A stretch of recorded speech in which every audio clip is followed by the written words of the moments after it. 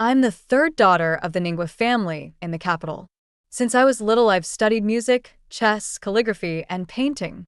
Thanks to my family background, I even earned the title of a talented lady of the capital. As the youngest daughter, I was especially doted on by the elders.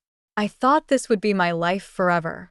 But just 2 months before my coming-of-age ceremony at 15, everything changed. It turned out I wasn't a true-born daughter of the Ningua family at all, but a farmer's child who had been secretly switched at birth by a jealous concubine. My parents were shocked beyond words, and even I couldn't accept it. How could it be? How could I possibly be the daughter of a farming family? But the more I thought about it, the more it made sense. After all, I never looked much like my parents growing up, though no one ever imagined it might be, because we weren't related by blood. My parents acted quickly and sent people to search for their real daughter. They also sat me down and explained the situation clearly. In short, they were determined to find their child, and at the same time, they hoped I would give up my position as the third daughter. What could I say? Of course, I nodded. "A row," my mother said. "I know this is unfair to you. It's all my fault. But how could I call it unfair? Everything I've had these past 15 years was never truly mine to begin with. If I hadn't been raised as the daughter of a noble family, who knows what my life would have been like by now? Like Ruhua, the maid who served me, she once told me she was sold because her family had too many children to support. Thinking about it that way, I've actually been very lucky. As long as I behave well, and with the bond we've built over the years, I'll still have a good life ahead of me. So no, I don't feel wronged. But after I returned to my room, I still cried under the covers. Why did something like this have to happen to me? Every time I thought about how, in just a little while, the rightful third daughter would come back and naturally take everything I had, it broke my heart. Such a kind mother, such a good father, and my brothers, sisters, grandmother, none of them would be mine anymore. But then again, they never were. I barely slept the whole night. I was scared that girl would resent me. Even though this wasn't my fault, I was still the one who benefited from it. How could I not feel guilty? Days passed slowly. Finding a girl with no name or identity was like searching for a needle in a haystack. Even so, no one in the family gave up. They even picked out a courtyard early on. It was in the best part of the estate, with a beautiful view. Back then, when it was still under construction, Mother said it was meant for me. My 2 older cousins had already married, and I was the only unmarried girl left in the family. But now, that's no longer the case. Mother said she knew it wasn't fair to me, but every time she thought about her real daughter wandering out there, her heart ached to give her the very best. "I understand, Mother," I said. "A row, you're still my daughter too," she told me. I believed her. After all, the love we shared over the years wasn't fake. Even after the truth came out, aside from their efforts to find her, the family still treated me the same. Just not as much as before. After all, everything I had over the past 15 years was something she never got. Honestly, I hoped they would find her soon. That way, maybe everyone would feel a little better. Maybe the heavens really were watching over us. At the start of the new year, we finally got news. They'd found her and she was in Shuzhou. The whole family was so excited we barely slept that night. At dawn the next day, my cousin and older brother set out to bring her home. Mother wanted to go too, but her health hadn't been good since giving birth. We finally convinced her to stay. After the 2 brothers left, Mother started counting the days. Afraid it might all end in disappointment, Annie kept her busy helping to decorate the courtyard, the one meant for her real daughter. I often went to help too. Sometimes they'd ask for my opinion. To them, we were girls about the same age, so they figured we'd like similar things. But during those times, I would think about my own birth parents, people I'd never met. I wondered if they were doing well. All we'd heard was that the girl had been living alone, with no known family. Did that mean they'd abandoned her? Or had something worse happened? Had they died from war or disaster? I didn't want either to be true. If they had left her, I was afraid my current family would look down on me, since their blood runs in my veins. But if they were dead, then that meant I was completely alone in this world. No one else sharing my blood. 2 months later, My brothers came back, travel-worn and dusty. They had already sent word ahead she really was the one because she looked so much like Mother. Only after seeing her in person did I understand how true that was. The same almond-shaped eyes, the same little dimples. If she weren't so thin and tanned, she'd look even more like Mother. The moment they met, Mother threw her arms around her like she was afraid she'd disappear again. She cried so hard she could barely breathe. Even Father's eyes turned red. Annie just kept saying how glad she was that the girl was finally home. Only me, I stood there all alone, like an outsider. No. I was an outsider. Mother took her around to meet everyone. When she got to me, she hesitated, clearly a little awkward.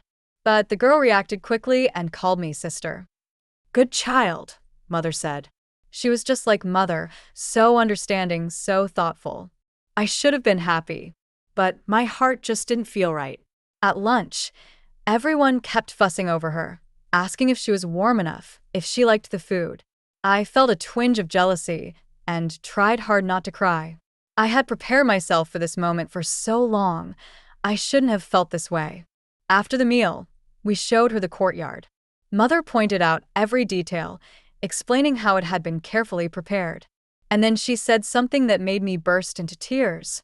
She said, "I never imagined I could live in a place this beautiful. It's like a fairyland." Not just me. Everyone there probably felt a heavy weight in their chest. She was the one who should have had all this from the very beginning. No matter how wonderful the courtyard was, she shouldn't have spoken of it with such awe, because it was hers by right. I thought I wouldn't be able to get used to her return, but it turns out it's not such a big deal. The only difference is that I'm no longer the only daughter in the family. She has a gentle and quiet personality, eager to learn. Father wanted to hire a teacher for her, but she refused. She said she could learn from me instead.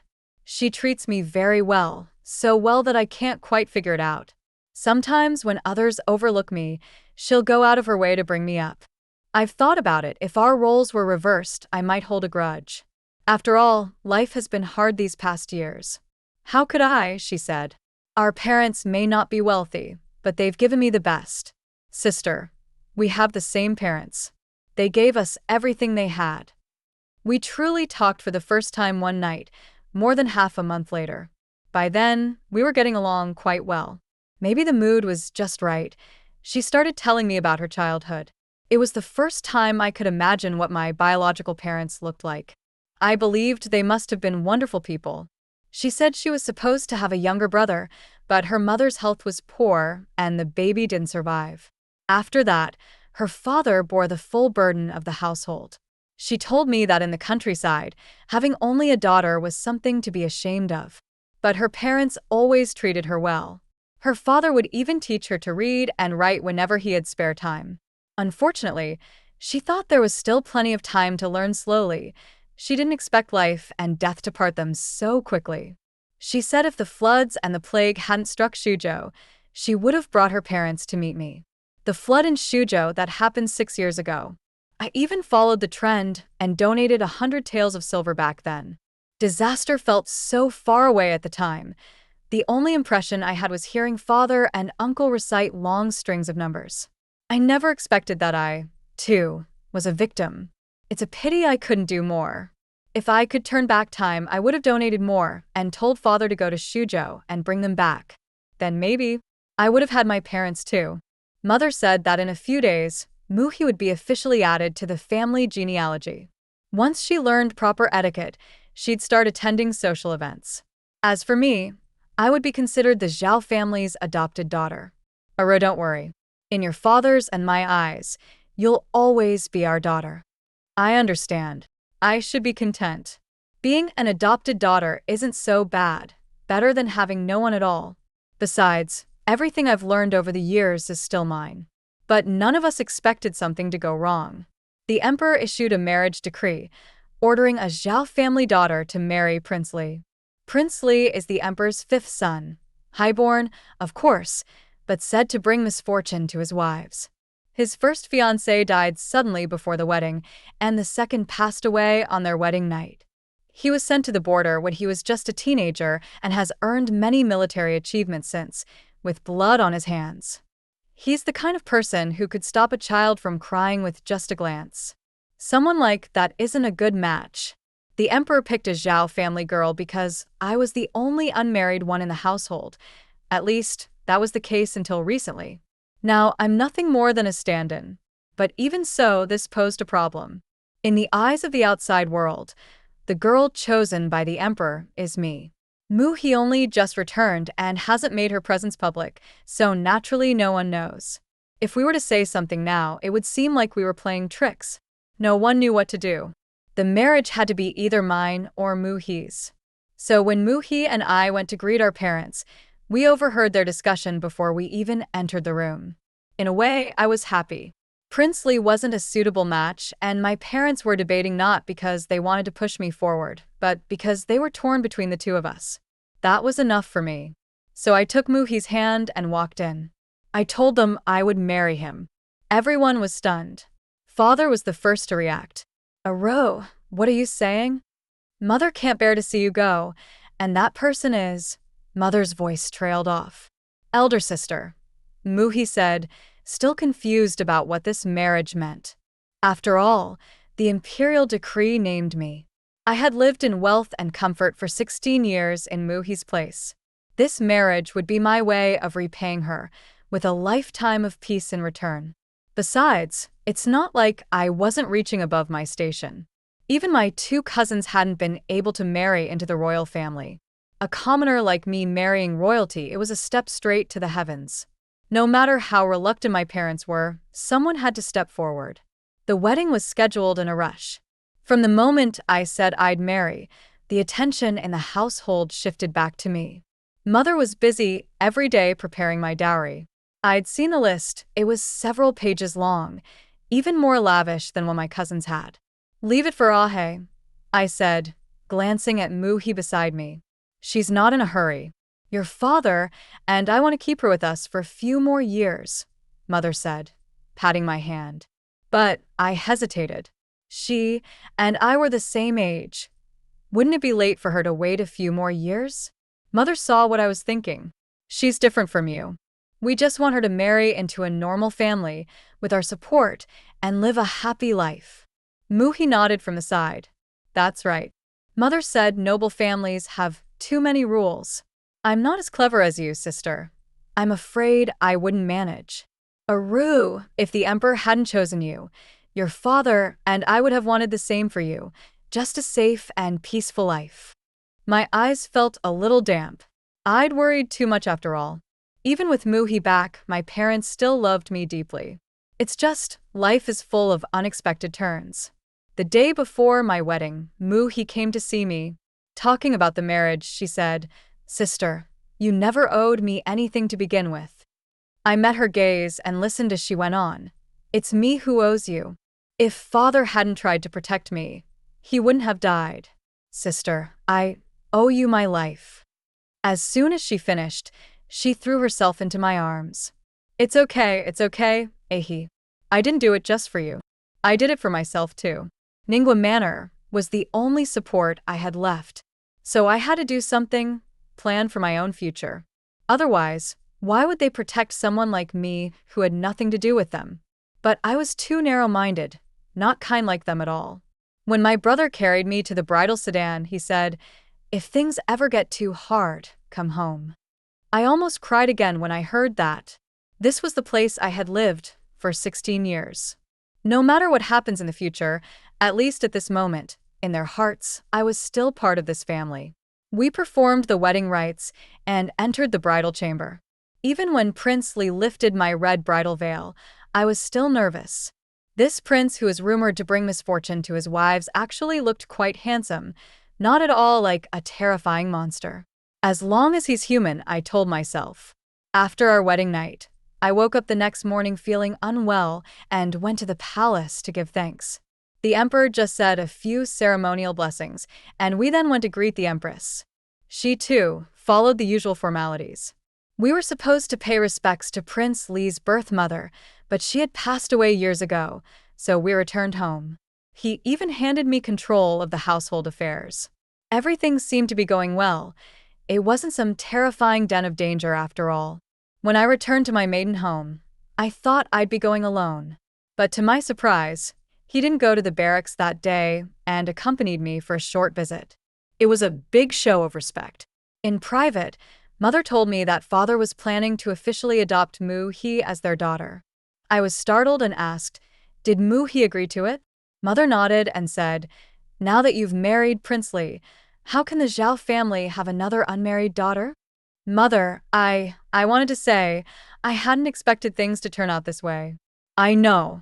You did it for Ahi's sake. Aro, you're the daughter I raised carefully. I know your heart. Still, I couldn't deny that the news made me happy for a long time. At least on the family registry, I was still a daughter of the Zhao family. But I also felt sorry toward my birth parents. A daughter like me probably didn't deserve to be theirs. Married life was uneventful. Prince Lee didn't seem interested in women. He either stayed in his study or went to the barracks every day. I was happy with that arrangement. We only shared a bed a few times each month. Though he seemed cold, he didn't have any of those disturbing habits the rumors had described. Thinking back, those must have just been misunderstandings. Maybe I had snatched a good marriage away from Mu-hee after all. I became pregnant more than half a year after the wedding. When Prince Lee found out, his expression didn't change much. He just sent word to my parents. The next day, Mother arrived with Mu-hee. They happened to bump into Prince Lee. After he left, Mu-hee suddenly asked me if my life now is difficult. How could it be? I replied. But she frowned. But His Highness doesn't seem like someone easy to get along with. He wasn't, but it was fine. We didn't spend that much time together anyway. Mother gave me all kinds of advice about pregnancy and even brought me several food recipes. Back when I was pregnant with your brother, I couldn't eat anything. These recipes really helped. I glanced through them, mostly sour and spicy dishes, not typical of what's usually eaten in the capital. At 6 months pregnant, I visited Ningwa Manor again. Mother told me Mu-hee's marriage had been arranged. She was marrying one of Father's students, a recent top scorer in the imperial exams. With a little help, he could land a minor official post in the capital. Since he was Father's student, he should be a decent man. But the rank, 7th or 8th, was awfully low. Mother seemed to read my thoughts. Aro, his family background is simple. Ahi isn't as clever as you.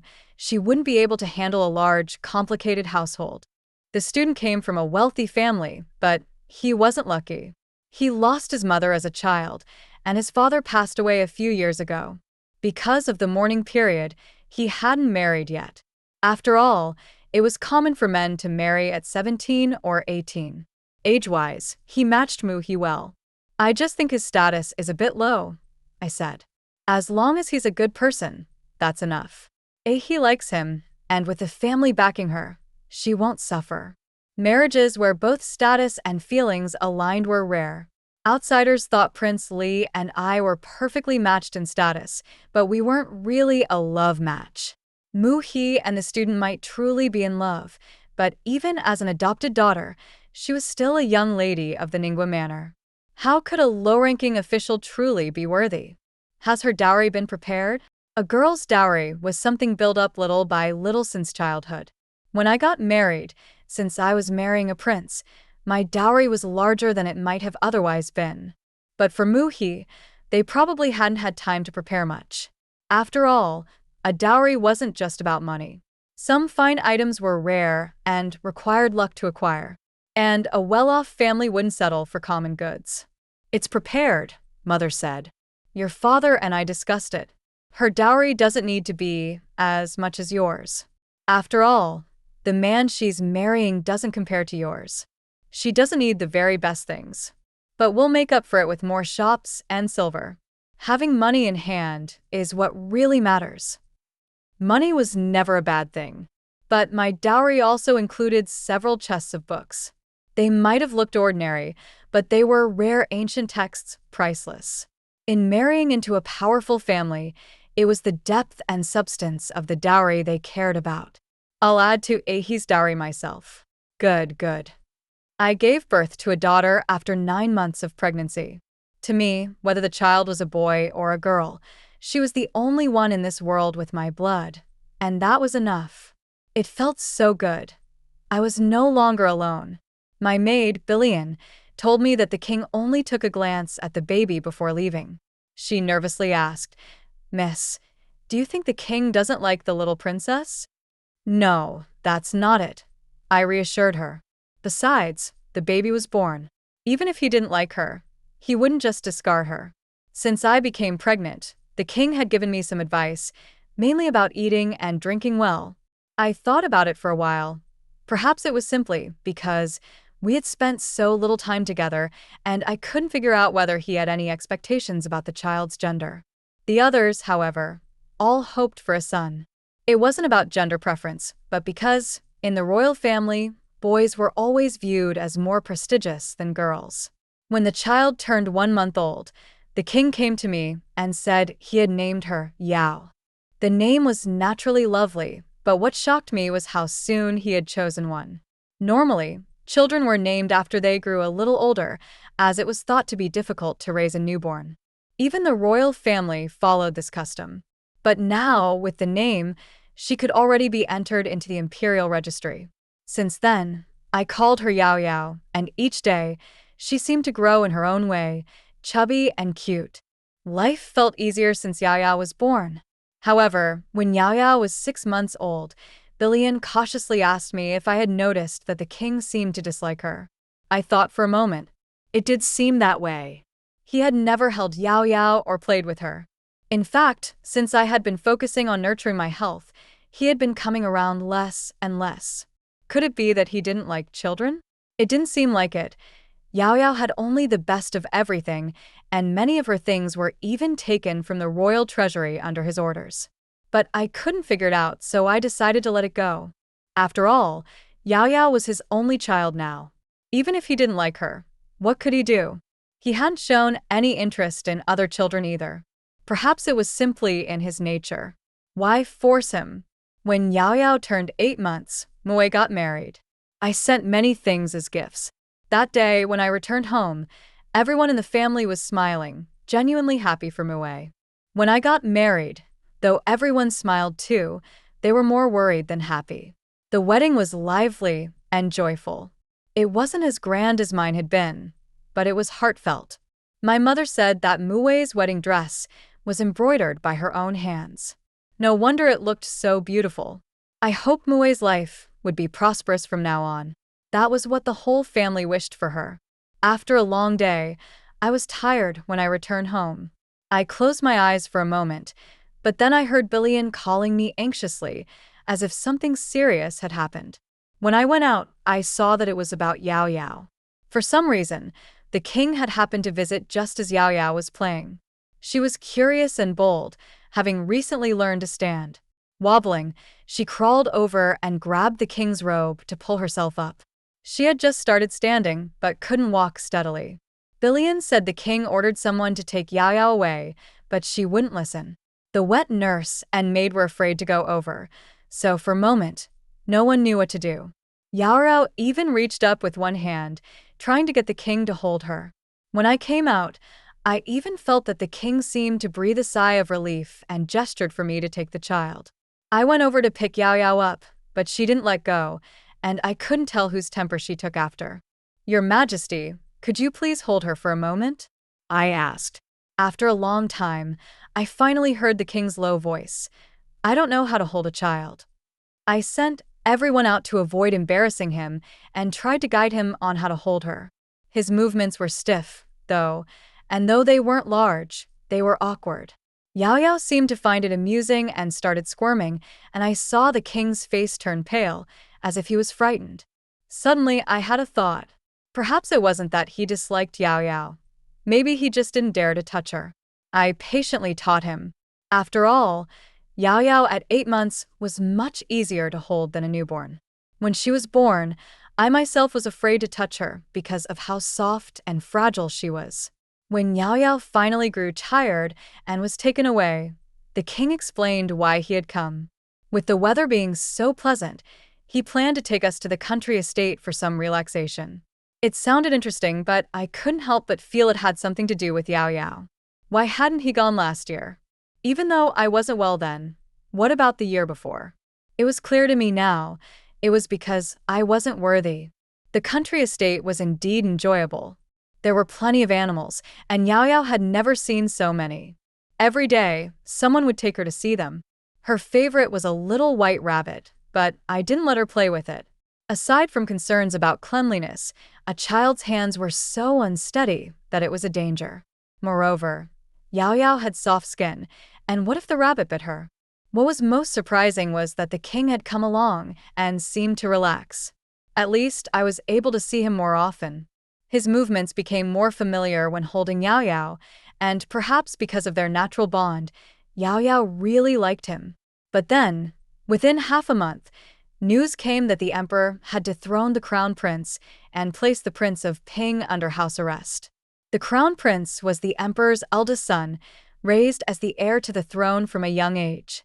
The Prince of Ping was the emperor's second son, known for his talent in literature and held in high regard among scholars. To suddenly demote them both was certainly not a small matter. After receiving the news, the king left immediately, but told us to stay at the estate. Yao Yao was still as happy as ever, but I couldn't shake the feeling of unease. After thinking it over, I felt it had something to do with the king. Fortunately, within a few days, the king came to take us back. I heard that several families had been implicated and arrested, but for now, things seemed to have calmed down. As for me, I was someone who only focused on my own little corner of the world, so as long as the Ningbo mansion and my family weren't affected, I didn't care about the others. Yao Yao can now walk more steadily, and she can even say 2 or 3 words at a time. My mother asked me to prepare to have another child, preferably a boy. However, having children isn't really something I can control. Fortunately, it seems that the prince really likes Yao Yao now. But unexpectedly, this year during the selection, the house also had 2 maidens assigned to it.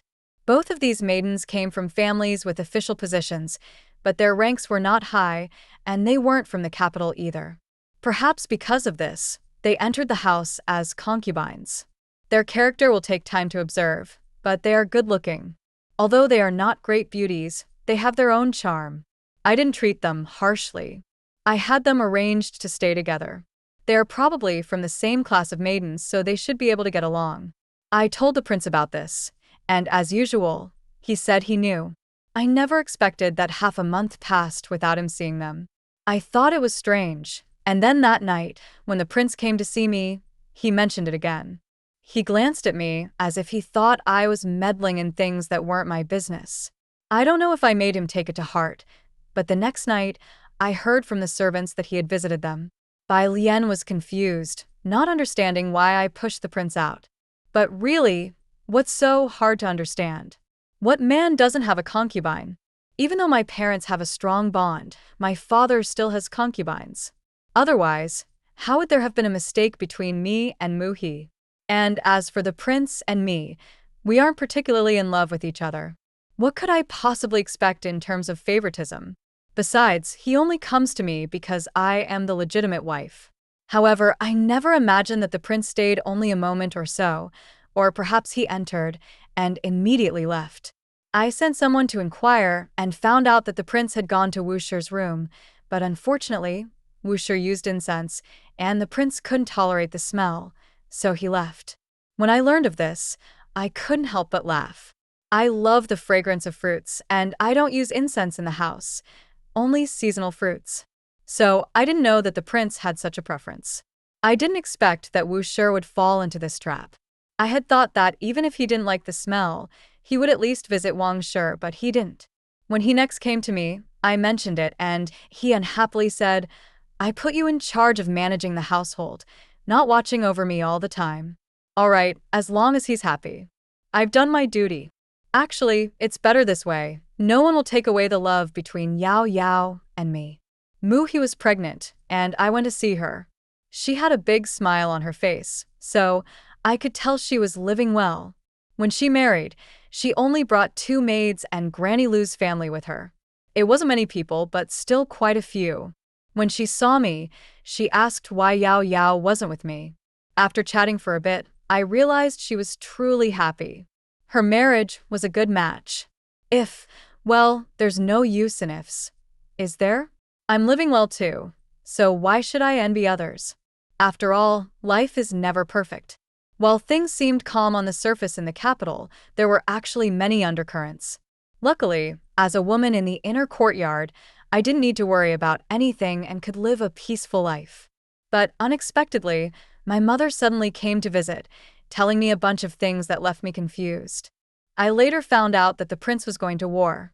But since the decision had already been made, why hadn't he told me about it? You really didn't know? My mother asked, surprised. It seemed that this wasn't a secret anymore, and I was the only one left in the dark. Maybe the prince just forgot, I said. After my mother left, I called the steward over, and indeed, he knew about it. When the prince returned that night, I asked him about it and he said, "What can you do if you know?" For a moment, I was speechless, but I didn't want to argue with him. However, when the servants were packing, I did give them some instructions since I really had no experience with this. These past few years since I married, things have been quiet, so much so that I almost forgot that this man reached his current position through military merit. The day before his departure, he was playing with Yao Yao. I handed him a safety amulet I had obtained for him. He glanced at it without any interest and said, "If the princess has time to believe in these, she'd be better off doing something useful." Actually, it wasn't even my idea to get the amulet. My mother and Muhi had dragged me to get it. They both felt that military campaigns were too dangerous, even though Muhi, still pregnant, was also worrying. The danger was real, but it wasn't as extreme as they made it seem. They were probably worried that the prince's trip would be dangerous, and that Yao Yao and I would be left alone, struggling. But what's so hard about it? Yao Yao is still young, and time heals everything. As for me, I'm just living my life with the prince. A few days after the prince left, I found out that I was pregnant again, which was a good thing. Yao Yao, without any instruction, started calling my belly brother. When I asked about it, I found out that it was the wet nurse who taught her. I told her that she's too young to understand the difference between a brother and sister. Muhi gave birth to a boy, and I took Yao Yao to visit her. Throughout the visit, Yao Yao barely smiled. Her chubby face looked rather serious. I thought it was because it was the first time she had seen such a small child. But when we got home, she started calling my baby sister. I asked her why, and she hesitated, saying, "Brother ugly." "The brother will grow up to be handsome," I said. "No, brother ugly," Yao Yao said firmly. I teased her. "Then how do you know the sister won't be ugly?" "Yao Yao pretty." "Sister pretty," she replied. After 3 months of pregnancy, when the baby was stable, I sent a letter to the prince. I wasn't sure if he would receive it, how long it would take, or if he would even reply. When I received the letter, it had already been 2 months. As usual, it was written in his usual tone, just saying that he knew and asking me to take care of the pregnancy. In comparison, he mentioned Yao Yao much more, with most of the letter devoted to her. At the end, he briefly mentioned Wu Shi and Wang Shi, advising them to go to the temple to pray for blessings. Although I didn't know what he was thinking, it was indeed a good suggestion for me. Now that I'm pregnant, sometimes I can't afford to be too concerned. Those 2 women seemed quiet, but who knows if they might cause trouble. Sending them away seemed like a good solution. Anyway, it wasn't my idea, and I couldn't possibly ignore the words of the prince. The next day, I arranged for them to be taken away.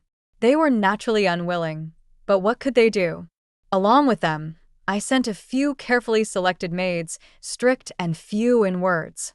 As everyone wished, the child was a boy, and I sighed in relief. To put it in a more formal way, it was finally a good thing, but in reality, a family like ours needed a son.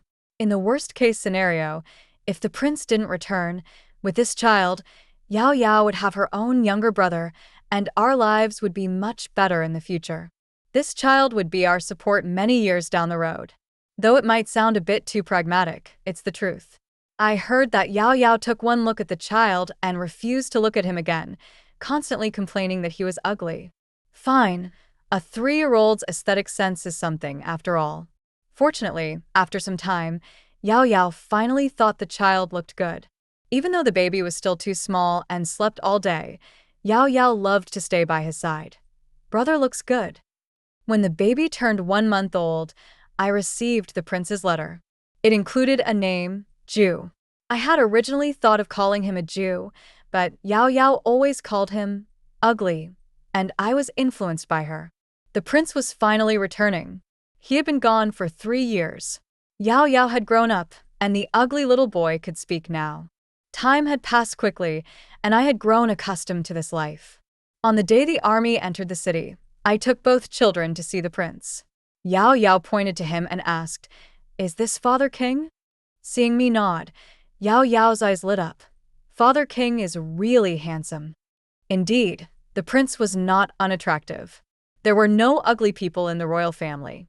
However, with so much bloodshed, there was a strong aura of killing about him. Fortunately, his reputation had improved somewhat, and the old rumors about him causing the death of his wife were no longer mentioned. After the meeting, Yao Yao urged me to go back, eager to see her father.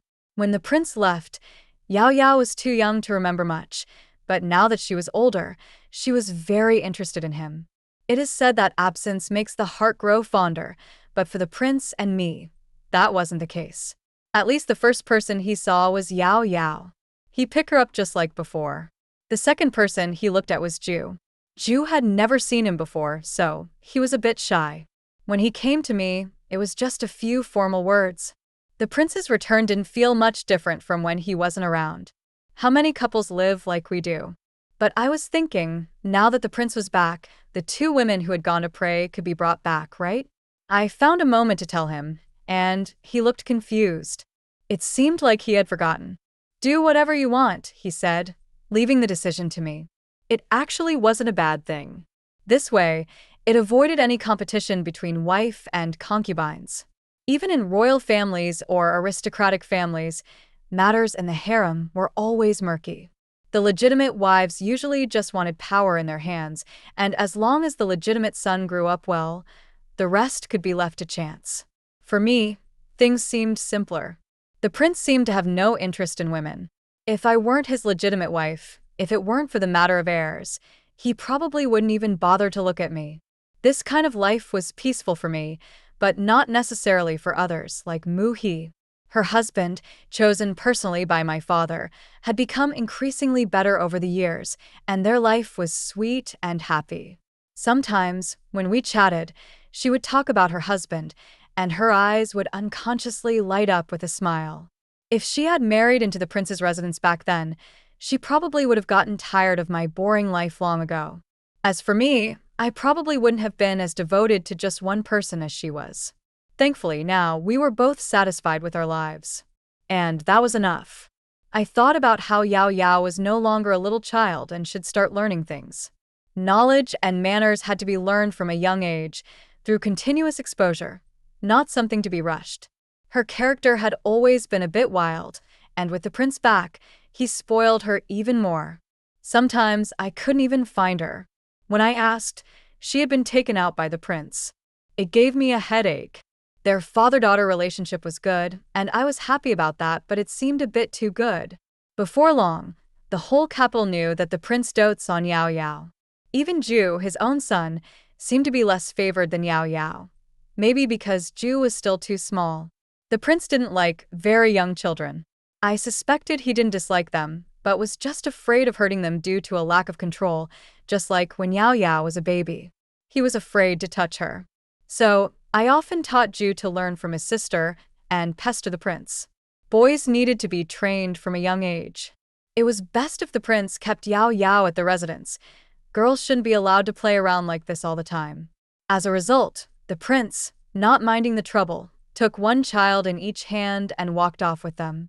I had no choice but to find a time to discuss child-rearing with the prince. He just said, "My daughter is naturally the best. Yao Yao is naturally good, but she must learn manners. Otherwise, when she grows up, it will be harder to learn." Then she won't learn. What will happen if she doesn't learn? The world is always harsh on women. I naturally wanted Yao Yao to have a good life, but we couldn't be with her forever. She had to learn to adapt to the rules. My daughter, who would dare say she's not good? That gave me another headache. Not only that, but I also felt that with a father like that, I should worry about whether Yao Yao would ever be able to marry. Looks like I would have to be a strict mother, or else the whole family would have no rules. Somehow, the prince has been spending less time at the military camp recently. The emperor is getting older, and his suspicions have grown even stronger. The crown prince was deposed a few years ago, and last New Year's Eve, the emperor lavished him with praise, which made us think there was hope for him. But before the month of January was even over, the emperor issued an edict confining him. The royal matters are far too complicated. Father and son are not truly father and son, and rulers and subjects are not what they seem. Fortunately, the prince has spent most of the past few years outside the capital, which has kept him somewhat removed from the situation. Some of this I've heard from my mother, some from Mu He. The prince never speaks to me about these matters. I thought our household was relatively peaceful, but I never expected things to take a turn. Wu Shi had secretly been passing information outside the manor. Although she didn't have access to any crucial information, she was still a spy. By the time I found out, the prince had already sent someone to interrogate her, but she stubbornly refused to say a word. I expected some form of punishment, but the prince directly ordered her execution. This isn't right, is it? I protested. After all, she was someone the emperor had given to him, and though her family wasn't particularly distinguished, she was still a noble woman. Killing her and letting the news spread would be scandalous. Your womanly compassion, the prince remarked coldly, without even looking at me. He then ordered that all the servants in the manor go to witness her execution. I couldn't stand this, so I went back to my room alone. When Bai Lian returned from watching the execution, she said it was a horrific scene. Wu Shi had fainted on the spot. The news was suppressed in the manor, and within a few days, it was announced outside that she had died of illness. Even if things were unclear, her family wouldn't dare come looking for us. Plus, with a little thought, it was obvious she had died violently. I suddenly remembered that before I married, the prince had taken a second wife, and the bride had died violently on their wedding night. What was the real story behind that? Could it have been the same as Wu Shi's case, killed in a brutal manner? Before long, Wang Shi asked to go out to pray for blessings. I didn't want to make things difficult for her, but the matter still had to be reported to the prince. But it got stuck with him. 2 concubines in the manor, one dead and one praying for blessings, and yet the princess is so carefree, he said coldly. It seemed hopeless. He had always treated me like this, and I didn't feel upset. After all, not everyone is suited to be a husband. But as long as he could be a good father, that was enough. At least, Yao Yao and Cho Cho would grow up like other children. Yao Yao was 7 now. As long as she stayed quiet and still, she looked like a delicate little girl. But once she started moving, she was as wild as a rabbit. The prince had contributed a lot to Yao Yao's development. He truly spoiled her. I've never seen anyone dote on a child like that. When I was young, I was pampered at home, but my father never carried me on his shoulders and took me out to play every day. But as children grow older, there are always worries. For example, the emperor had called Yao Yao to the palace. He said she was just going to play, but after half a month, I grew uneasy.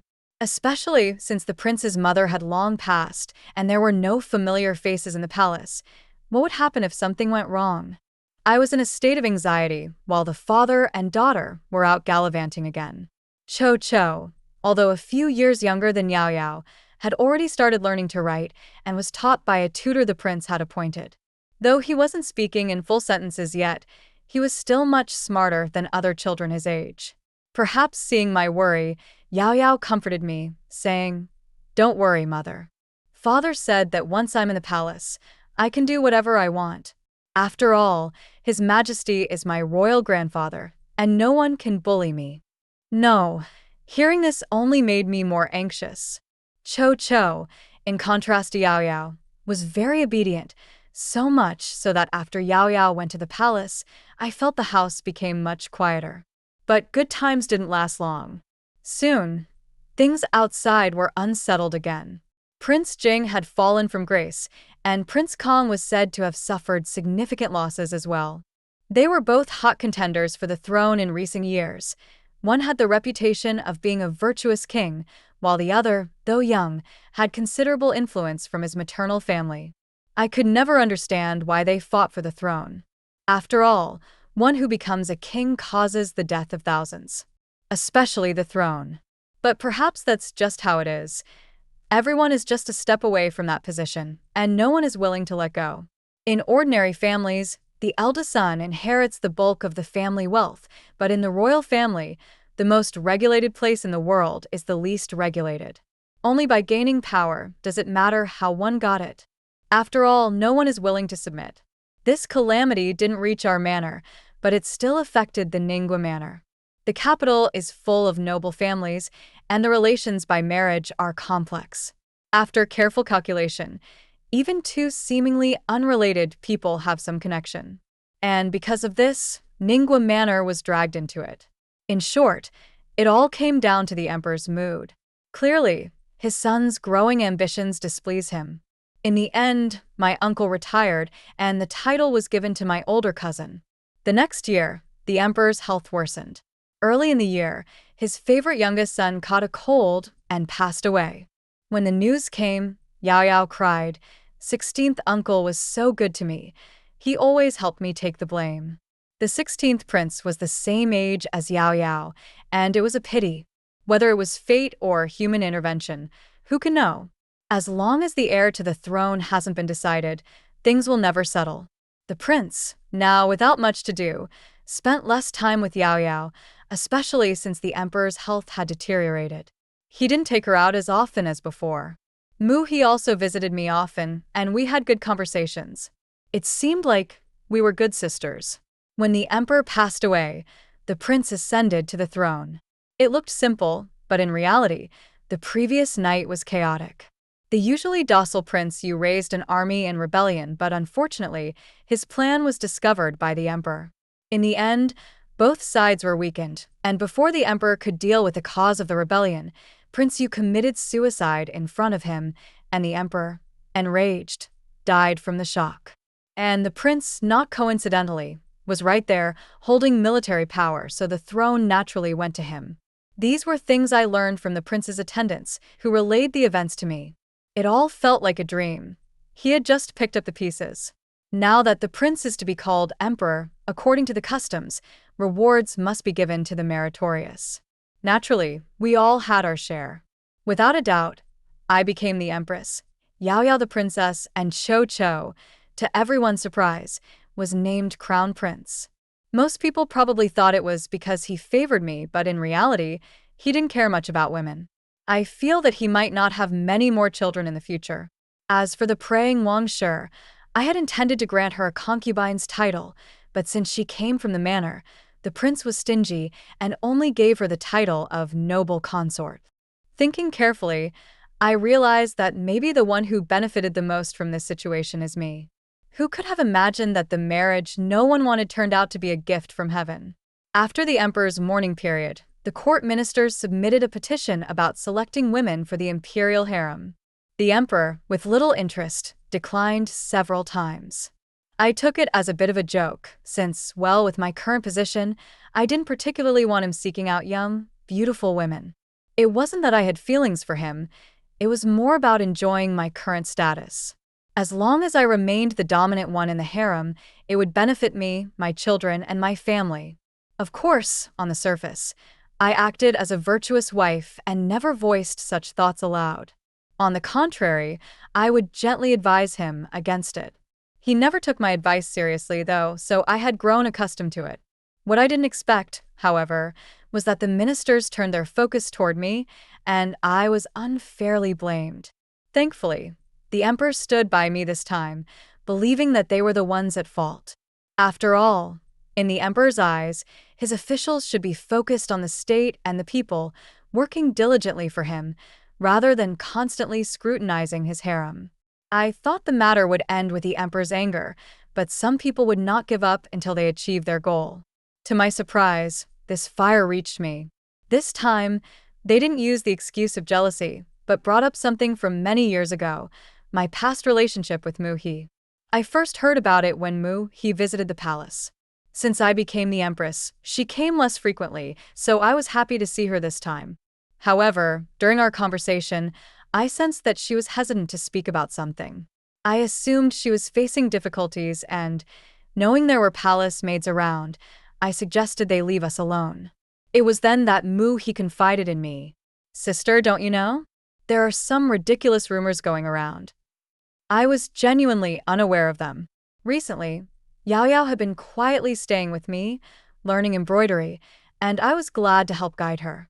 After hearing Mu-hee's words, I realized that Yao Yao might know about the rumors and had probably stayed close to me to comfort me, not allowing anyone to speak of it.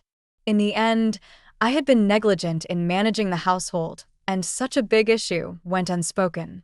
"Sister, what are we going to do? Could this be considered a crime of deceiving the emperor?" "Don't worry. What did father say?" "Father insists that you are definitely from the Ningguo manor, but..." Mu-hee still sounded anxious. "Mother's health isn't good because of this, and I'm worried." After calming Mu-hee down, I thought it best to gauge the emperor's attitude. As long as he didn't suspect anything, there would be no problem. The emperor was in the Yangxin Hall, so I prepared some refreshments before heading over. By the time I arrived, Yao Yao and Cho Cho were already there. Upon hearing I was going to see the emperor, Yao Yao looked a bit panicked. "Mother, you?" I tapped her forehead gently. "You're such a small thing. Who told you to act without my permission?" "They're just talking nonsense. I don't want you to worry. You should tell me everything. How old are you now?" "I'm already a grown girl. This was my first time going to the Yangxin Hall on my own, but I was able to meet the emperor." Before I could even say any pleasantries, he said, "Speak directly, if you have something to say." I hesitated, then asked about the rumors regarding my true background. The emperor responded, "It's just a bunch of petty people. Can the Ningguo manor not take care of its own children?" Although absurd, there was truth to it. I nodded in agreement, but then, unexpectedly, he put down his brush and walked toward me. "Empress, tell me the truth. Are you really from the Ningguo manor?" "Your Majesty, what are you implying? I look at you and see that you don't resemble Zhao Er's wife. But your father and mother's adopted daughter, she just looks somewhat similar," he said. "Your Majesty, don't joke with me," I replied, trying to keep my tone steady. If Ahi were truly my father and mother's daughter, would she have married so ordinary? Her husband is only a fifth-grade official, and in the capital, he isn't anyone important. Plus, there's no family backing. This was perhaps the most convincing evidence for outsiders, who wouldn't want their daughter to marry well. "My reputation back then might not even have been better than Lu Zhiyuan's," he remarked. This was an argument I couldn't refute because it made perfect sense. However, I couldn't agree with it either, for agreeing would be a crime of deceiving the emperor. To my surprise, the emperor laughed and said, "All right, Empress, you may return. I understand the situation. It's no big deal. Why are you so worried?" For some reason, his words brought me a sense of relief. Perhaps it was because he treated me better than those scheming ministers who liked to stir up trouble. At least I had given him 2 children. He loved Yao Yao and Cho Cho, so he wouldn't make things difficult for me. In the end, the matter was resolved by the emperor in his usual straightforward and forceful manner. Those who didn't cooperate were dismissed and had their estates confiscated. I wondered if it was a bit harsh, but then again, the emperor wasn't someone ruled by personal feelings. He must have done it because those people had problems to begin with. Fortunately, Mother's health improved, and she entered the palace to talk to me. She sighed and said, "In the end, we too owe you and Ahi an apology." Mother was referring to when Father had promised on the court that I was his daughter. If I were Mu-hee, I might feel conflicted upon hearing that. But I knew that Mu-hee was different from me. She was kind-hearted, not petty like me. "Mother, talk to Ahi. I know I owe her too." "Aro, you're living well now, but your father and I are still most worried about you. Ahi is out there, and we can see her often. It's just a reputation, and she can understand.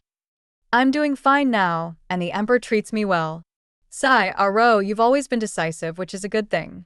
But your tendency to hide your troubles might be from someone else. Who does it remind me of? Perhaps it was the Emperor's methods that subdued me. No one brought up my true identity anymore, and after all, the people who died for this cause didn't bring any honor. Once Yao Yao became a princess, she became even more free-spirited. The Emperor indulged her, and I had no choice but to let her be. She was confident in her intelligence, often getting lazy with her lessons, and even trying to cheat and cut corners. If you act like this, no one will want you, I teased. She wasn't shy at all. How could that happen? I'm the Emperor's only daughter. Don't worry, mother, I'll make sure to choose the best. Her confidence was indeed well placed. After all, the Emperor hadn't held any selections for years and seemed content with things as they were. Everyone has their own path, just as Mu He and I did. The children will follow their own paths too. For me, this life is quite good. I reached the pinnacle that most women dream of without much effort. If I outlive the Emperor and become the Empress Dowager, I'll be even more envied. End of the main text. Prince Li's side story. 1. My wife was chosen by me personally, though everyone else, except my father, thinks she was chosen by my father on a whim. I first met Miss Zhao on the day I returned to the capital after my military campaign. Like all the other young ladies, she was sitting at a window in the Scholar's Tower, looking down. I still remember that day. She was wearing a light yellow gown that made her already fair skin appear even more delicate, and a tassel hairpin adorned her hair. At that time, I didn't know which family she was from, but I could tell she was different from others. It wasn't just her looks or attire, but her eyes. Most girls of 15 or 16 are full of youthful energy, but hers were calm and serene, with no trace of turbulence. The second time I saw her was when my father summoned me to the palace and presented several portraits for me to choose a wife from. Her portrait was among them, and it was then I learned she was the third daughter of the Ningua family. 2. I never understood why, when a man reaches a certain age, he must marry and have children. Can't I just live alone? My father insists that the household needs a woman to manage things, but these things can be handled by the steward. Moreover, a wife can be a hassle. I've had fiancés before. The first one was someone my father had chosen for me. We had never even met, but she died of illness before our wedding, and I was unfairly branded with the label of wife killer. The second fiancé was also chosen by my father, and our horoscopes were said to match perfectly. However, on our wedding night, I found out that she had a connection with the crown prince. It's true that I don't care much for women, but I certainly don't want to be cuckolded. She came into the marriage, but still had ties to another man, so I had her killed. Afterward, not only did the rumors about me killing my wives spread, but I was also labeled a harbinger of doom. I lead troops into battle, and it's inevitable that I kill people. What's the problem with that? I do it to protect the country. 3. So, faced with a pile of portraits, I reluctantly chose Miss Zhao, hoping she was a sensible person. My father nodded approvingly, saying that the Ningua family had a good reputation and she was a fine choice. Once the portraits were presented to my father, which one could possibly be a prodigal? Luckily, this time, the wedding went smoothly, and my wife turned out to be a proper person. I was satisfied. It seemed that it's best for a man to choose his own wife. I asked the steward to observe her for a few days. If there were no issues, I would give her the steward's authority, managing the household while I handle matters outside. As long as she was obedient, I didn't mind supporting a wife who didn't do much. After all, I wasn't home often. However, not long after, the steward came to me, hesitated, and asked if I was incapable, suggesting that was why I didn't visit my wife. Was it wrong for me to want to sleep alone? Forget it. I'll visit her on the 1st and 15th of every month. She seemed satisfied with this arrangement. I heard she often invited her mother and foster sister to visit, which didn't bother me. After all, they weren't strangers. 4. She was pregnant, which was good. Recently, things had made me feel that a man's career was more important, so I planned to push forward in my career. Who knows? Maybe I'd succeed. As her belly grew day by day, I began to fear it might suddenly burst open. I was a little scared. Time passed, and she gave birth to a daughter. I took a glance. Though the baby wasn't particularly beautiful, she was mine, and that was enough. She was soft and small, almost fragile. I decided to wait until she grew up before playing with her. I instructed the steward to ensure the child had the best of everything. After all, I had the money. I named her Yao. After much thought. I thought it was a good name. 5. My older and second brothers were probably truly foolish, digging pits and eagerly jumping in. I had planned to visit my wife and ask her to take Yao to the countryside for a while. But when I entered the room, I found Yao crawling all over the place. She had grown a little and was looking incredibly beautiful. She seemed strong and quick, managing to pull herself up by grabbing my clothes. She was impressive, but I still wanted the wet nurse to carry her away, since a child that big didn't seem sturdy, and I was worried she might fall. But she had other ideas and wouldn't let the wet nurse approach. She was quite scary and I didn't dare move. It wasn't until my wife came out and dismissed the servants that she taught me how to hold the baby. It was a little embarrassing, but Yao was soft and fragrant, and she felt nice to hold. From that day on, I became more familiar with Yao, and she liked me a lot. The last person who liked me this much was my mother. I started to miss her. 6. 2 young ladies were sent over from the selection. I don't know if my wife was out of her mind, but she kept urging me to go see them. What's so special about women? They all have the same nose and eyes. I wasn't interested. She kept pestering me for half a month, still not giving up. Fine. I decided to give her face, and went to see them. But who would have known what kind of incense they were using in their room? It smelled awful. 7. Before long, there were some movements at the border. I had had enough of the suffocating atmosphere in the capital, so I decided to go out for some peace and quiet and drag a few brothers with me. As for why I didn't tell my wife, it was because I hadn't thought about it. What could she do about it? Somehow, she had heard and not only packed a bunch of things for me but also gave me a safety talisman. That thing was useless, and I would rather have had more medicine. But I didn't want her crying and making a scene. I reluctantly accepted it. Soon after, she wrote to me, saying she was pregnant. It was good news, I suppose. I hoped it would be a son, someone who could help protect Yao in the future.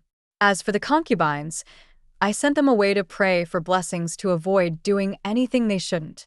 Since my wife was pregnant, she was bound to be a little out of sorts. I didn't want her to neglect Yao. 8. In the blink of an eye, a few years had passed. When I returned, the children had grown. Yao had grown up, but she was still lively and not shy. It was Cho who hid behind the Empress, but as for me, I wouldn't fuss over the children. A girl should be happy and carefree. What's the point of teaching her to embroider or act ladylike? How old is Yao? As long as I'm here, will she really be unable to marry? The Empress worries too much. Even if she doesn't want to marry later, can anyone dare say anything if I take care of her for her whole life? But Cho should train harder. I'm not expecting her to be outstanding in both literature and martial arts, but at least she should dabble in them. So, under the pretense of educating the children, I happily became a leisurely prince. Father Emperor is getting older, and I'm afraid others are eyeing his throne. I still want to keep things low-key, secretly making moves. On the surface, I am the most refined and elegant one. However, someone outside the palace spread news again, claiming that women are never to be trusted, except for Yao and my mother. The Empress is also barely acceptable, I suppose. 9. Father Emperor's mind was becoming more unclear. I had already shown such indifference, yet he still wanted Yao to enter the palace. It seems it's time for someone else to take the throne. It was a quick and decisive matter, and before Father Emperor passed, he witnessed a father and son turning against each other. I finally ascended the throne, and from now on, I must be called this one, the Emperor. 10. Being emperor is comfortable, but there are still people who think they can dictate to me. They should know their place. I can't be bothered, so I took trouble with the Empress. They even came up with a story about the true and false daughters of the Ningguo Manor. Looks like they have potential to write their own novels. To avoid troubling the Empress too much, I sent Yao Yao to accompany her. Yao Yao is older now, and it's good for her to learn some manners. I didn't want to interfere with her too much, so I let the Empress handle the situation. I didn't expect the Empress to find out about this and come to ask me. I thought I could dismiss it with a few words, but seeing her expression, it seemed there was some truth to it. We've been married for many years, and though we haven't spent much time together, I can still tell the difference between truth and lies. I wanted to say that Ningua Manor was overstepping, but when I saw her anxious look, I couldn't say anything. I just told her to ignore the rumors and go back. After all, she was the one I chose as my wife. She's the mother of my children, and over these years, she has fulfilled what I think a wife should. That's enough.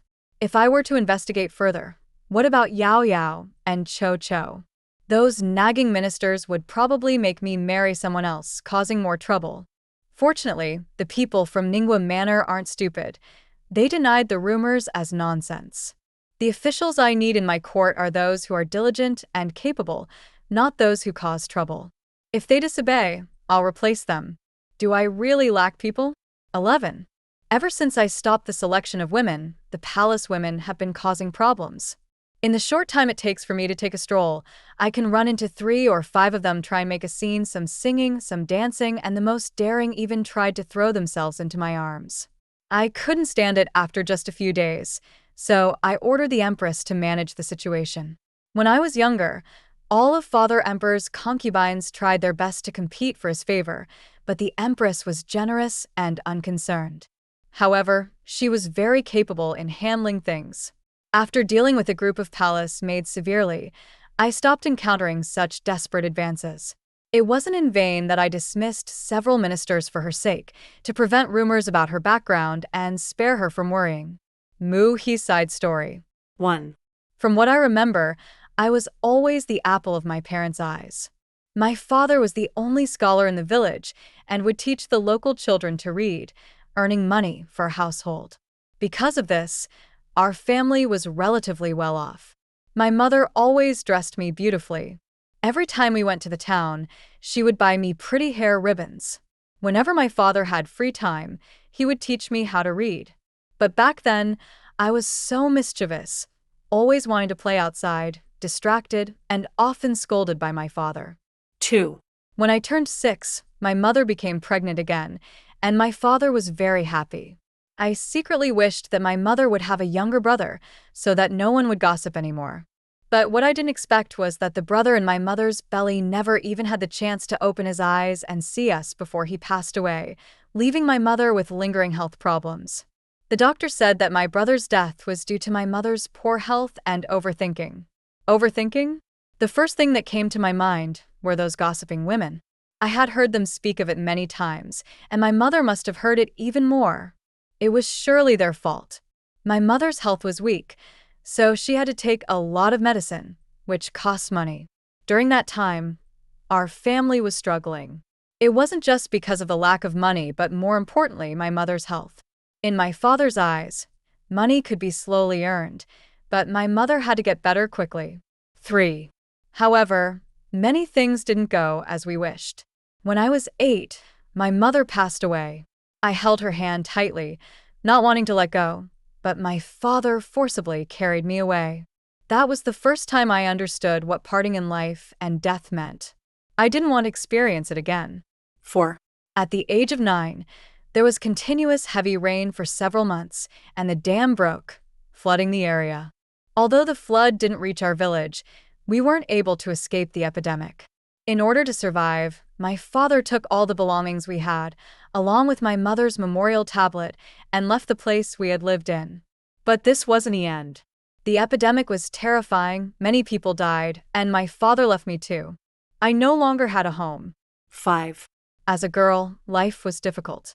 Fortunately, the court allocated funds, and donations came from various places, so I didn't starve to death. As I grew older, I began thinking about my future. After all, I couldn't stay at the orphanage forever. When I reached 14 or 15, they wouldn't take care of me anymore. Many older brothers and sisters had been driven out like that. Without skills, some sold themselves into servitude, and even those with skills struggled to support themselves. Life was hard, and being a woman was even harder. But I didn't want to be a servant. My father was a scholar. How could I sell myself?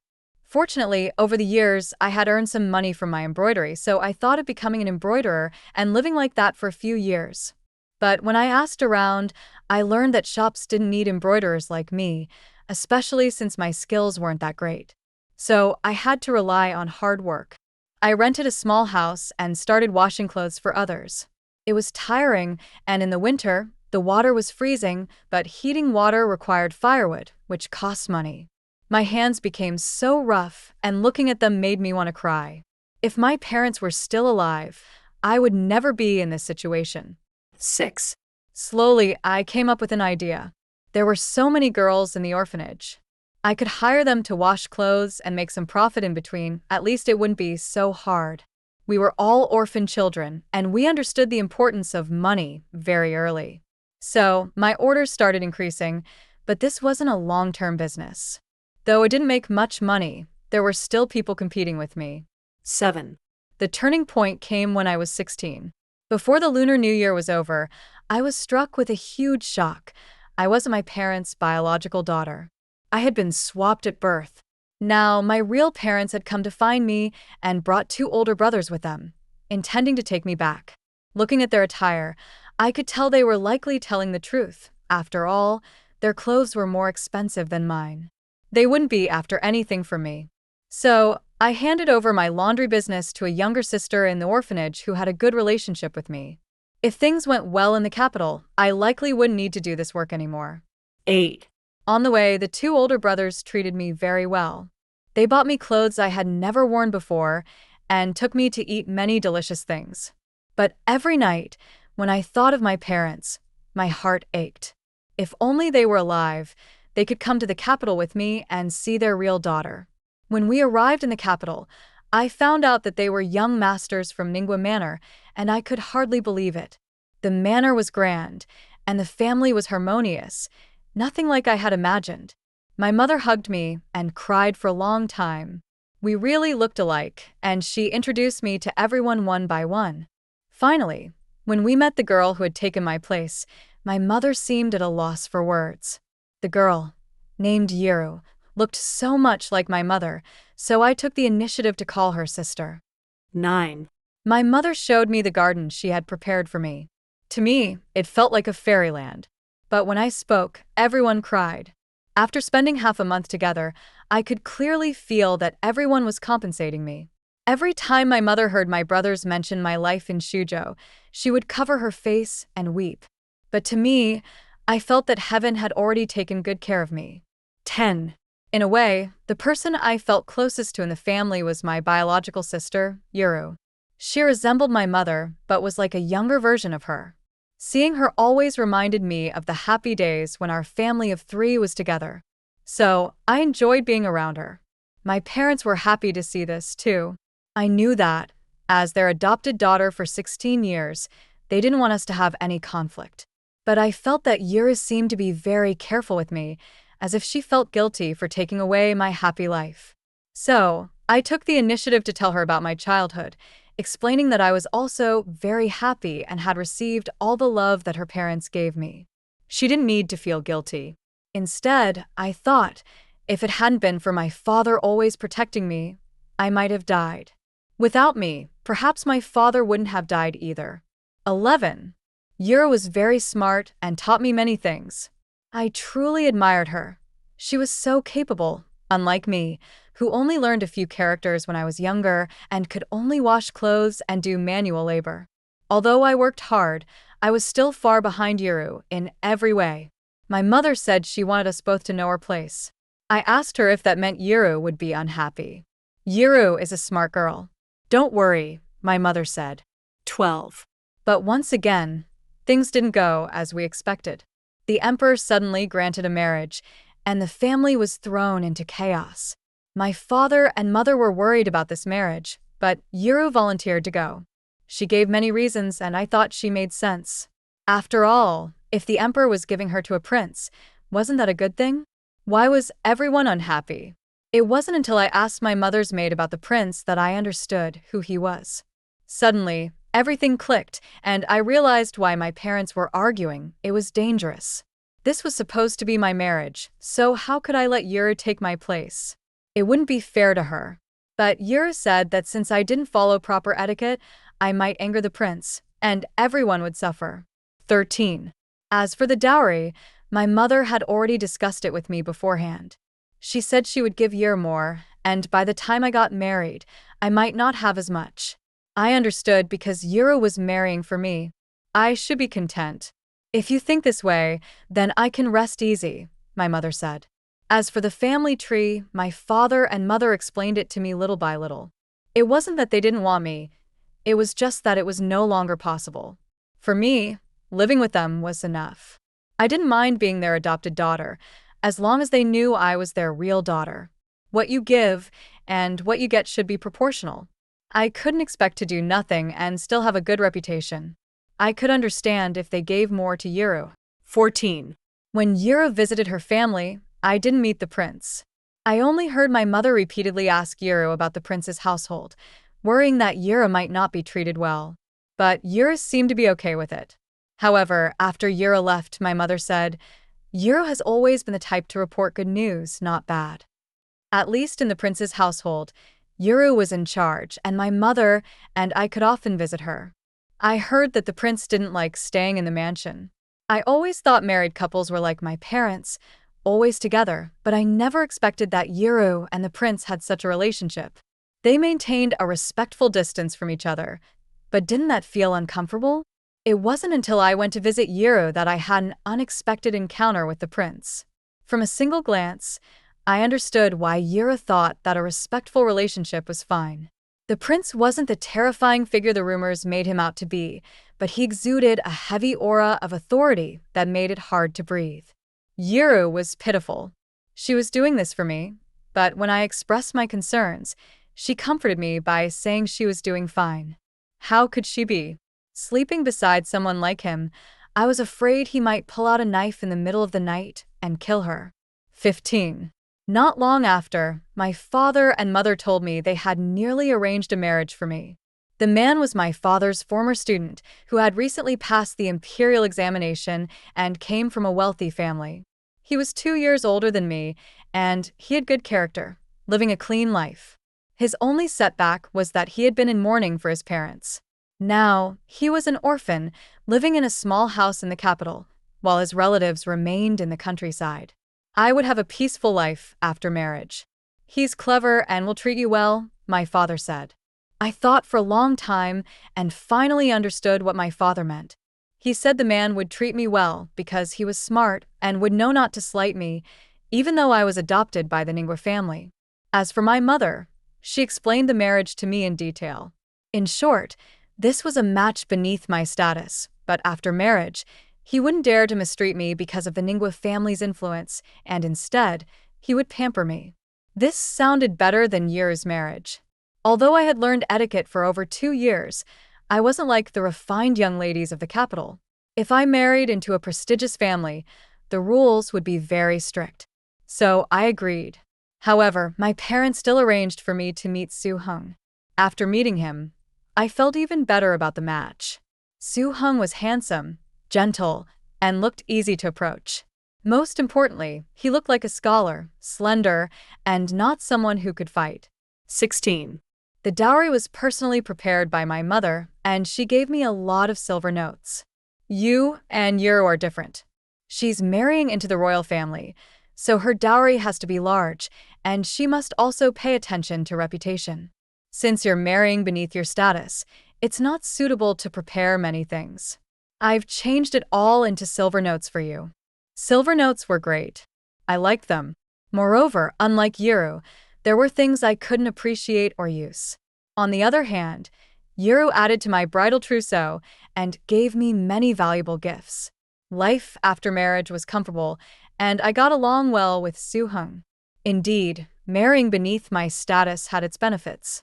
It wasn't like my parents, who struggled to even eat together or do anything without someone gossiping. Now, with only the two of us as the masters of the household, the servants all hoped for our happiness. Su Hung would bring me food when he came back from work, and when he had free time, he'd take me out for walks. No wonder my father said he was clever and not old-fashioned. 17. Over a year after our marriage, I was pregnant, and I was very excited about the child. My mother and sister came to visit me and brought many gifts. When Su Hung heard the news, he said, "My wife is about to support me. Are you unhappy about that?" I asked. "Of course, I'm happy," he replied. But then I remembered the etiquette I had learned before. It was common for the first wife to give a maid a mark of favor once she was pregnant. I didn't want that. I just wanted him to be mine alone. However, I knew my thinking was wrong. Even my mother had subtly hinted at it when she visited last time. I didn't understand why the daily life of common people should be so different from that of high-born families. Was it because the wealthy families could afford to support many concubines? After thinking about it, I found an opportunity to bring it up, but Su Heng's reaction was even bigger than mine. "I'm not some kind of lecher. Do you think I can't live without women? But everyone does it this way," I said, feeling unhappy. "Then just think of me as being afraid of you," he said, pinching my cheek. He was very open-minded, and this wasn't the first time he joked about being afraid of his wife. Instead, he would correct me, saying that life was about contentment and that I shouldn't care about what others said. And he truly lived by that. This year, when my grandmother celebrated her birthday, everyone came back, and even Princely gave face. I was worried Su Hung might feel uncomfortable since all the other brothers-in-law held high positions, while he was just a minor official. But when I turned around, I saw him chatting away in front of Princely, not sure what he was saying, while Princely remained expressionless.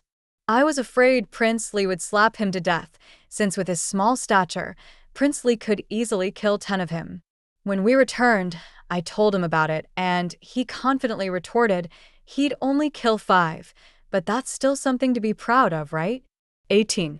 Our baby was a boy, and when he was born, I breathed a sigh of relief. But then, a maid rushed in to tell me that Su Hung fainted before he could even see the child. When he woke up, he grabbed my hand and said he would never have another child. I replied, "It sounds as though you gave birth to him yourself." "But the pain was in my heart," he said. I heard that he suddenly fainted and no one managed to catch him in time, so his head hit the ground. I immediately felt that he would only drag me down, but fortunately, he was still proactive in other matters.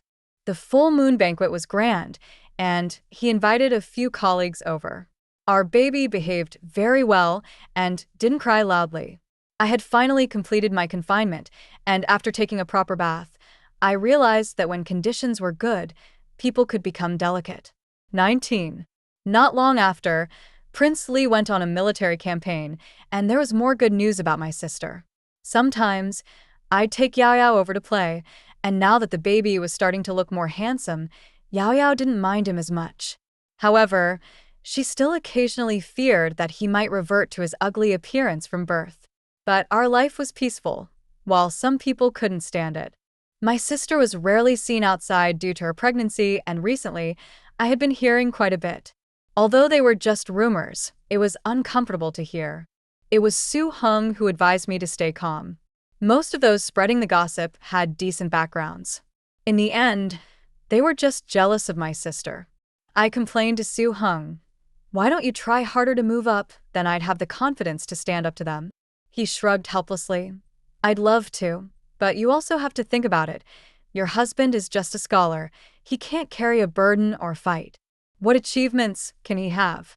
He has to endure." Sigh. I sighed. He sighed too. Sigh. 20. Time passed slowly.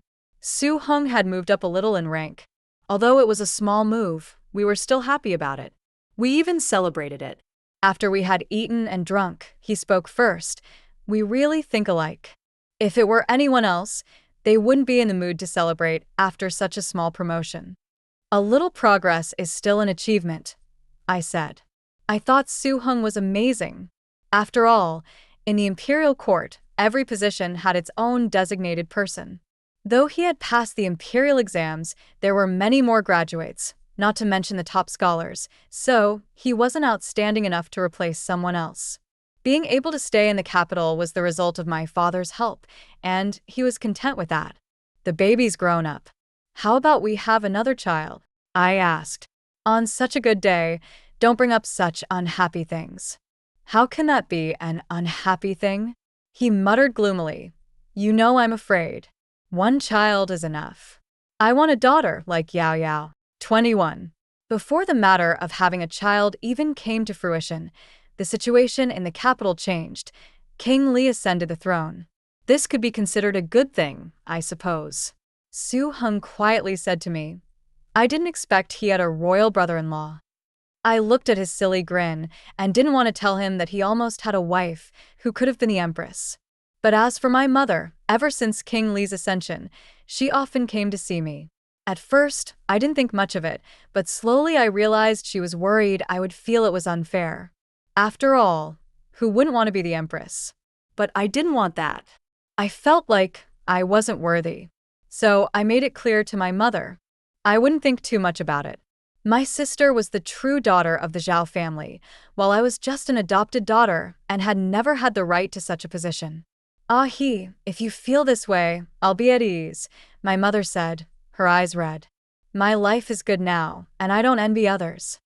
I replied. At first, I was a little envious of my sister, but I wasn't foolish. Even if I said it and others believed it, so what? Wouldn't that be considered deceiving the emperor? If it were found out, our whole family might be executed. My sister would be fine. Perhaps the emperor would spare her because of their many years of marriage, but me, the one who spoke out, I'd certainly be doomed. I would have no chance of survival. After all these years, we couldn't just let things stay as they were. My sister stripped of her position, and I became the Empress. The emperor wasn't one to just pick up discarded things. I'd rather this matter remain buried in everyone's hearts. For me, having a sister who was the Empress was a good thing. However, I didn't expect that just because the emperor refused to hold a selection for concubines, some bored courtiers would start to question my sisters and my backgrounds. Although the emperor didn't believe it, the rumors spread like wildfire. At first, Su Heng told me about it as a joke. Luckily, he didn't see my expression when I heard it. Can anyone really believe such gossip?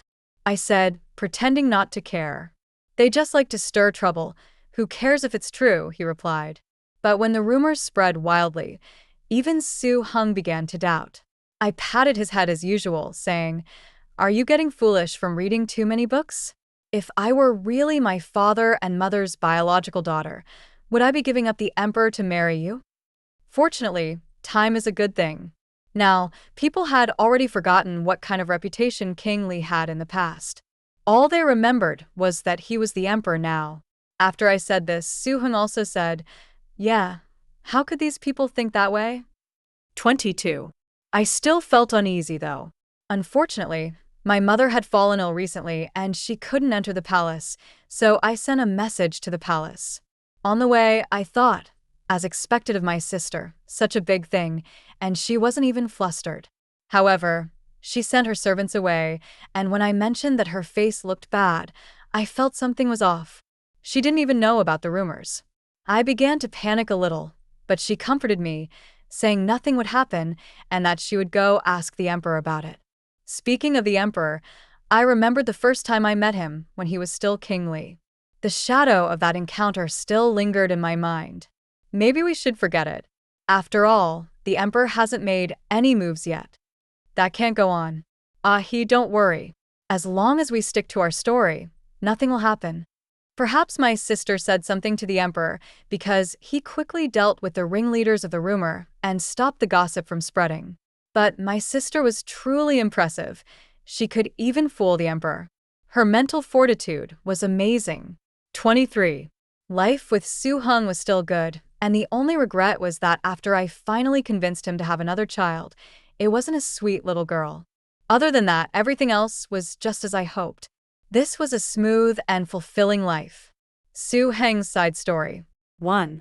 I have a secret, and no one can know, but I'll tell you. I've crossed over. 2. When I was in middle school, time travel novels were all the rage.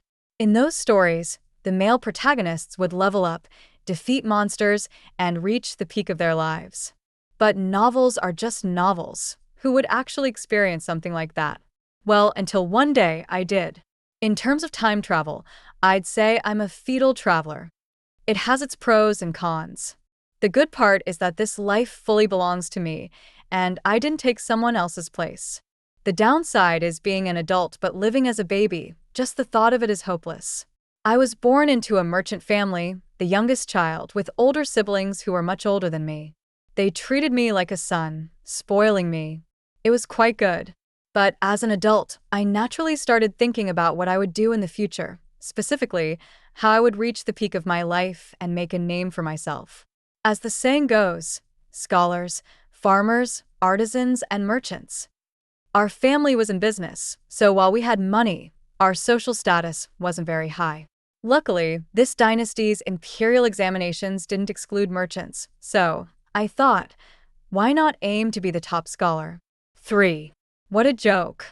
The 4 books and 5 classics, poetry, essays, and debates, everything left me completely confused. It was nothing like the college entrance exams, which at least had less pressure. I originally wanted to use my adult mind to earn a reputation as a child prodigy. But I soon realized that wasn't going to work. I wasn't an idiot, and neither were the children I was studying with. They were all quite mature for their age. When I was their age, I was still playing in the dirt. My father, seeing me wake up early and go to bed late, was worried about me. He often told me that our family had no talent for studying. We're not short on food, so just learn a few characters, he'd say. My mother was the same. She even used my father as an example, saying he hadn't studied well as a child. Even my older brother patted my head and said, "I'll support you no matter what." Fortunately, I had strong willpower. Otherwise, I would have given up. I knew in my heart that I was just being stubborn. I didn't believe a modern person like me could end up like this. But as the days went by, I gradually realized something. The ordinary person I was in the modern world was even more ordinary in ancient times. To stand out was even harder. 4. But sometimes, luck does favor you.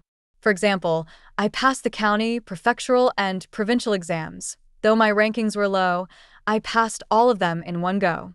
The chances of that happening were lower than passing a driving test on the first try. I thought I was amazing. But my teacher advised me to wait and retake the exams, in case I ended up as a low-ranking scholar, which wouldn't be good. I didn't care much about this. Perhaps my mindset was different. But my teacher's advice made sense, and then, coincidentally, my grandfather passed away, which delayed things. 5. Later, whenever I thought about it, I marveled at the weirdness of fate. By delaying a bit, I not only became a top scholar, but I also managed to get close to the Ningua family. They wanted to marry me off to one of their daughters. My God, at that moment, I truly doubted I might be the main character of this world. Although the girl was an adopted daughter, she was still from the Ningua family, which was a huge opportunity for me. In ancient times, family ties were very important, and now I was officially the son-in-law of the Ningua family. With such a powerful backing, as long as I stayed honest, my future would be much smoother. Luckily, I've always kept myself pure. I had already refused the maid my mother arranged for me and told my parents that I wasn't in a hurry to marry. As long as I was excellent, why would I worry about finding a good wife? If I were just a young master from a merchant family, my wife would most likely come from another merchant family. That's what you'd call a good match. But now, thanks to my efforts, I had married the adopted daughter of the Ningua family. This was great. Don't tell me about the high ideals of scholars, loyalty to the emperor, and love for the country. I was purely thinking of my own benefit. I completely accepted using marriage as a way to improve my position. So, when the Ningua Duke first brought up the idea, I said I would inform my parents, but my words already showed I was open to the proposal. The marriage process went smoothly, but I didn't expect that I would get to meet the 4th miss of the Ningua family. I thought it would be a blind marriage. Although we only met once and barely exchanged words, I had to admit, this 4th miss was truly beautiful, delicate, and charming. I had assumed she might have some issues, given her age and the fact that she was marrying beneath her station, but after seeing her, I realized it was just a stroke of luck falling on me. 6. After we married, I realized that Ahi truly suited my preferences. She wasn't as spoiled as I had imagined a noble lady to be, with delicate hands never touching water, but instead, she could chat with me about common folk matters. One time, during a casual conversation, I said, I thought girls from noble families would always talk about the four arts: qin, qi, shu, hua. She smiled and replied, but I'm just an adopted daughter. My father was a scholar, and my mother was an ordinary woman. They passed away early, and I only learned to read later on. I felt a pang of guilt, thinking I had said the wrong thing. Usually, she and my in-laws got along very well, like they were her real parents, and I had assumed she had grown up in the Ningua mansion. To be honest, before the wedding, my father-in-law repeatedly told me to treat Ahi well, and I couldn't help but think, perhaps she wasn't just an adopted daughter, maybe she was an illegitimate child. But later, when I met my mother-in-law, I didn't think she could be illegitimate. After all, Ahi resembled her, and all the other young masters and ladies in the house treated her like a dear sister. Didn't you grow up in a temple, praying for blessings? Ahi chuckled. That's what I told outsiders. The truth is, I met the lady of the house while I was on my way to the temple, and after I prayed, I wandered around by myself. That's when I found her fainting and helped her. She said we were destined to meet and took me in as her adopted daughter. They just made up a different story out of pity, seeing me as a poor young girl struggling to survive alone at such a young age. When I heard this, I felt even more sympathy for her. Although she was born into a wealthy family, I knew how hard life could be for the poor. The gap between the rich and the poor was even larger than in modern times, not to mention the blatant exploitation. It was no wonder that, despite having a large dowry and some silver to my name, Ahi sometimes still kept a tight grip on her money. Her actions reminded me of myself when I hadn't crossed over, always trying to save a little here and there. I chuckled. Why does this seem so familiar? Though I had brought up the topic, it was Ahi who shared her story. I didn't dare to ask more, fearing it might upset her. But she spoke freely, recounting her life, from the happy days of a well-off family to the tragic loss of her parents due to natural disasters and man-made calamities. She then struggled to survive alone until fortune smiled upon her. Ahi, you're truly remarkable, I said. For a young girl to come this far was incredible. If I were her, I might not have survived, let alone have such opportunities. You're even more remarkable, my husband.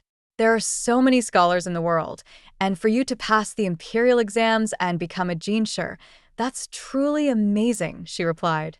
Though I too felt proud of my accomplishments, compared to Ahi's story, I seemed ordinary. I had lived for an extra 20 years, had self-discipline, and could have led a simple life, relying on my family. But I thought I should put in more effort to repay my parents and not just be a useless, lazy man. 7. Since that day, my perception of Ahi changed. She went from being a fragile young lady to a resilient one. My heart ached even more for her, and I wanted to treat her even better. Though she had adoptive parents, no one could compare to real parents, and as her husband, I was naturally her pillar of support. However, due to the limitations of the era, I found that when I did my part as a husband, others saw it as me being a petty man trying to win favor with my wife and indirectly please my father-in-law for power. I'd bring Ahi food when I went out, sometimes ask the servants to make something nice, and even refuse to take concubines when Ahi was pregnant. Somehow, these things were seen as virtues. But really, isn't this just a man doing his duty? Although times have changed, I had spent 20 years living under the red flag and couldn't forget all that I had learned. Besides, I constantly reminded myself that I was just a small fry, not some legendary hero. 8. Men, I suppose, all have a bit of ambition. Over time, I felt a bit uncomfortable. Ahi once teased me by saying I was living off her, but I didn't mind. It was just a playful remark between husband and wife, like how I sometimes teased her by saying she was lucky to have married me. How could an orphan like her marry a jinshi like me? There are only a few ways to rise in this world, and for someone of my stature, the military path was closed to me. As for becoming a civil official, apart from family background and talent, it also required perseverance. Unfortunately, I had neither a prestigious family nor great talent, and I might not amount to much even if I persevered. But wasn't I in the right place at the right time? The emperor was old, and maybe one day soon he'd pass away. If I could identify the right person to support, like King Lee, then I could gain his favor and secure a bright future. The more I thought about it, the better the idea seemed. But then, I realized a fatal flaw. I could only bet on King Lee because he and I were connected by marriage. Other princes probably wouldn't even give me the time of day. After all, I was of low status. But King Lee had a fierce reputation. Just mentioning his name could stop a child from crying. If I suddenly told him I was going to support him in taking the throne, he might think I was insane and kill me on the spot. So, I began to subtly bring up King Lee with Ahi. She always expressed concern for King Lee's wife, saying that though King Lee looked fierce, his wife was so fragile that if he got angry, she might not even survive. But I noticed King Lee treated his wife well, at least when it came to family gatherings. If he was in the capital, he would always attend with her. Perhaps this was a good opportunity. So, at the next family gathering, I made a point of approaching King Lee and try to start a conversation, hoping he would remember me. I wasn't sure if it was because of his wife's influence, but though King Lee seemed disinterested in me, he still gave me a few monosyllabic replies. It wasn't exactly warm, but at least it wasn't as cold as the rumors made him out to be. After returning home, Ahi firmly warned me not to approach King Lee again, saying that I would not even know how I died if I kept doing that. I retorted angrily, "Even if King Lee is strong, he can only kill 5 of me with 1 punch. I'm no weakling. I survived the imperial exams, after all. How could I be killed by 10 punches? That's an exaggeration." 9. Thanks to the advances of modern technology, I often come across things online that I don't necessarily want to know about, but they are incredibly useful. I've managed to sift through a few methods that are not available in this era, yet are simple to make and very useful. Although I can't remember the exact details, as long as I provide the craftsmen with general directions, they can research and create what I need. It shows that what's lacking is just a shift in perspective, and the craftsmen are fully capable of matching modern hands-on abilities. Moreover, once the indenture is signed, I no longer worry about them betraying me. After having a few conversations with Prince Lee, I felt it was time to slowly introduce my main idea. But I still needed a proper opportunity. When I heard that Prince Lee was going to war again, I decided to take a direct approach. Who knows when he'll return, and he might forget who I am by then. Better strike while the iron is hot. However, Prince Lee beat me to it. At first, I thought he had noticed my potential, but to my surprise, he told me to behave while he was away and not to upset Ahua. For a moment, I wondered if something was wrong with the world, or if my ears were playing tricks on me. Perhaps seeing my confusion, Prince Lee added, "The princess consort probably likes this younger sister. Let her spend more time with the princess consort, all right?" I quickly nodded. Understood, understood. That's easy enough. I was planning to do that anyway. Taking the opportunity, I handed Prince Lee the prescription I had prepared and explained its benefits and uses in detail. Prince Lee nodded. "If it really works, you will be well compensated." 10. What does it feel like to follow a good master? It's like when I thought the battle for succession was going to be a long, complex process, my master had already climbed to the top on his own. It's a relief. After Prince Lee ascended the throne, I also moved up a couple of levels. Great. This is what you'd call lying down to win. Just when I thought life would be smooth sailing from now on, with a big tree to lean on, problems arose again. To put it simply, the drama started. The officials petitioned to select women for the emperor's harem, but the emperor disagreed. I thought, the emperor and the empress must be truly in love. But not long after, I heard that the empress wasn't from the Ningua manor, and Ahua was actually the real daughter. I don't even know how to describe my thoughts when I first heard this. I looked at the censors who were reporting this with great conviction, and at my father-in-law, who looked just as shocked as I did, while the emperor wore an expression that said, "Are you out of your mind?" I couldn't understand why anyone would believe such an unreliable story. Isn't this just the typical true and false daughter story? There are probably over 10 different endings I could recite, but where do Ehua and the Empress even resemble each other? Ehua always praises her sister, the Empress, as the best and most amazing person. But the Empress? When she receives gifts from the prince's mansion, she seems like she's happy with everything. Could it be that I, as a straight man, failed to see the hidden nuances? But even so, I shouldn't have missed it. Considering how Ehua is always so thoughtful about her late parents, she doesn't seem like someone raised by strangers. Furthermore, even if what the censor said were true, what's wrong with the Ningwa Manor family? Why would they marry their false daughter to a prince and give their real daughter to someone as unremarkable as me? Do they think a foster daughter wouldn't be on the same page as them? When I told Ehua about this as a joke over a meal, her reaction was just what I expected. "It's impossible," she said. But when the rumors started to spread, Ehua still ended up entering the palace. 3 people make a tiger, after all. Although we both knew it was false, there are always some idiots who believe it. Fortunately, the emperor stepped in, punished the responsible parties, and put an end to it in time. 11.